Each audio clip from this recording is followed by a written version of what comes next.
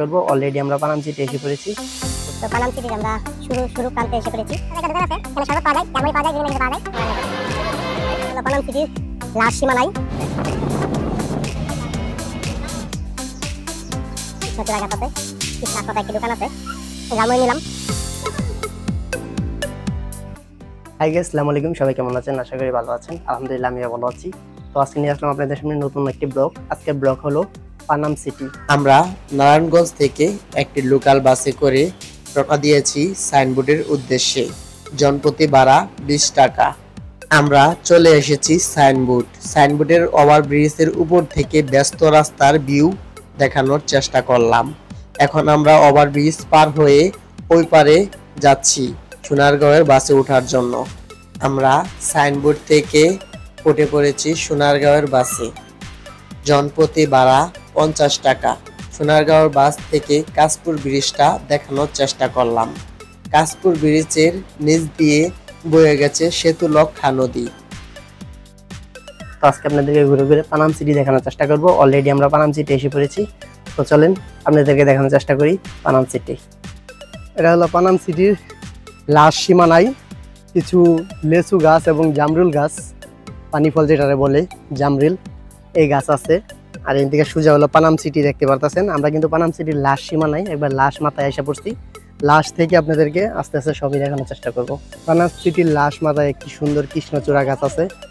কৃষ্ণচূড়া ফুলে পুরা ভরে গেছে গাছ, লাল টকটকা, দেখতে অনেক সুন্দর লাগছে। এই দেখতে পাচ্ছেন, এটা হলো লাস্ট মাথায় একটি দোকান আছে সিটির বাইরে। একটা দোকান আছে, এখানে শরবত পাওয়া যায়, ঝালমুড়ি পাওয়া যায়, বিভিন্ন কিছু পাওয়া যায়, আপনারা খাইতে পারেন। ঝালমুড়ি নিলাম 10 টাকার, অল্প খাওয়ার জন্য। তো গাইস, আমরা লাস্ট মাথা থেকে সামনে দিয়ে যাচ্ছি। এগুলো সব হলো পুরান বিল্ডিং দেখতে পারতেছেন, বহুকালের ইংরেজ আমলের। তো এগুলো আপনাদেরকে দেখানোর চেষ্টা করতেছি।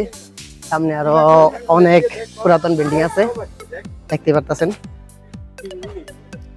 তো এই জায়গায় কিন্তু অনেক গাছগাছালি আছে, অনেক ফল ফলান্তির গাছ আছে, যেমন লিচু গাছ, জামরুল গাছ, আম গাছ, এগুলা হইয়া বইরা রয়েছে গাছের ভিতরে।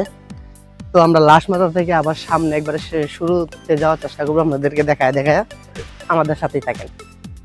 দেখতে পারতেছেন আশেপাশে অনেক পুরাতন বিল্ডিং, আর এই পাশেও পুরাতন বিল্ডিং। এটা হলো মুঘল আলমের খ্রিস্টানটি যে ইংরেজ আমল থাকতে ওই সময় এই বিল্ডিংগুলি তৈরি করছিল। এটা বাংলাদেশের খ্রিস্টান আমলে শহর আছিল, ঢাকা শহর যেমন, এটাও একটা সমান শহর ছিল, পানাম সিটি, পানাম নগর যেই জায়গাটার নাম। তো আপনাদেরকে পানাম নগরের সবকিছুই দেখানোর চেষ্টা করব। পুরাতন যত জায়গা আছে, পুরাতন যত বিল্ডিং আছে, সবকিছু দেখানোর চেষ্টা করবো, আমাদের সাথেই থাকেন। ছোট ছোট ঘর আছে দেখতে পাচ্ছেন, ছোট ছোট ঘর ভিতরে। এই ঘরগুলির ভিতরে কি হইতো যে এটা আসলে জানি না এতটা, তো আপনাদেরকে দেখানোর চেষ্টা করতেছি। বিল্ডিং এর ভিতরে ছোট ছোট ঘর আছে অনেক। এই যে আসলে এখানে কি হইতো, কি করতো তা আসলে জানা নেই, তারপরে আপনাদেরকে দেখানোর চেষ্টা করতেছি। আপনারা যদি কারো জানা থাকে এই ঘরগুলিতে কি হইতো, অবশ্যই কমেন্টে জানাবেন।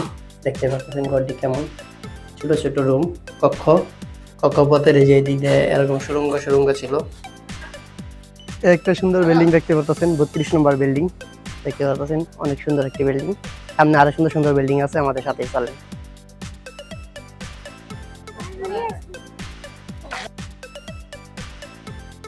এই দেখছেন পানামের একটি সুন্দর বিল্ডিং, এটা হলো 33 নম্বর বিল্ডিং। তারপরে এই একটা সুন্দর বিল্ডিং, 34 নম্বর বিল্ডিং। লোকজন এখানে ছবি টবি উঠাইতেছে অনেক সুন্দর করে।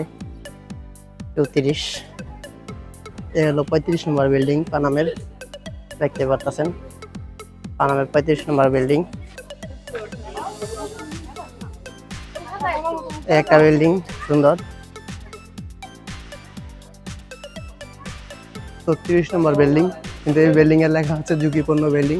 এই যে এখানে লেখা আছে, কারণ এটি একটু নরম হয়ে গেছে। এই যে ঝুঁকিপূর্ণ বিল্ডিং, এগুলা অনেক পুরাতন, তো তাই নষ্ট হয়ে গেছে, কিন্তু বিল্ডিংগুলি অনেক সুন্দর ইংরেজরা। এই হলো 37 নম্বর বিল্ডিং পানামের, 37 নম্বর, হলো 38 নম্বর বিল্ডিং পানামের 38 নম্বর দেখতে পাচ্ছেন। আর এই একটা সুন্দর বিল্ডিং, অনেক বড়, প্রায় 2 তলা। এটা হলো 39 নম্বর বিল্ডিং। তো পানাম সিটির আমরা শুরু প্রান্তে এসে পড়েছি। দেখতে পাচ্ছেন সামনে একটা সাদা বিল্ডিং, সবচেয়ে সুন্দর পানাম সিটির সবচেয়ে সুন্দর বিল্ডিং এইটাই। সামনে দেখতে পাচ্ছেন এই যে সাদা বিল্ডিংটা সবচেয়ে সুন্দর। তো এই সাদা বিল্ডিং আপনাদেরকে দেখানোর চেষ্টা করতেছি। মূলত পানাম ছিল বাংলার সে সময়ের ধনী ব্যবসায়ীদের বসত ক্ষেত্র। ব্যবসায়ীদের বসবাস ছিল ঢাকা কলকাতা জুড়ে। তারাই গড়ে তুলেছে এই নগর।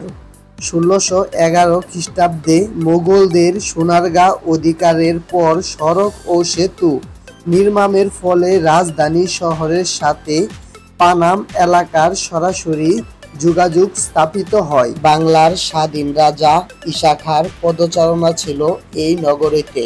সুলতানি আমল থেকে এখানে বিকশিত ছিল বাংলার সংস্কৃতি।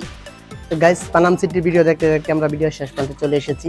তো পানাম সিটির ভিডিওটা যদি আপনাদের কাছে ভালো লাগে অবশ্যই ভিডিওতে লাইক, কমেন্ট, শেয়ার, চ্যানেলটি সাবস্ক্রাইব করে আমাদের ফেসবুক পেজটি ফলো করে আমাদের সাথেই থাকবেন।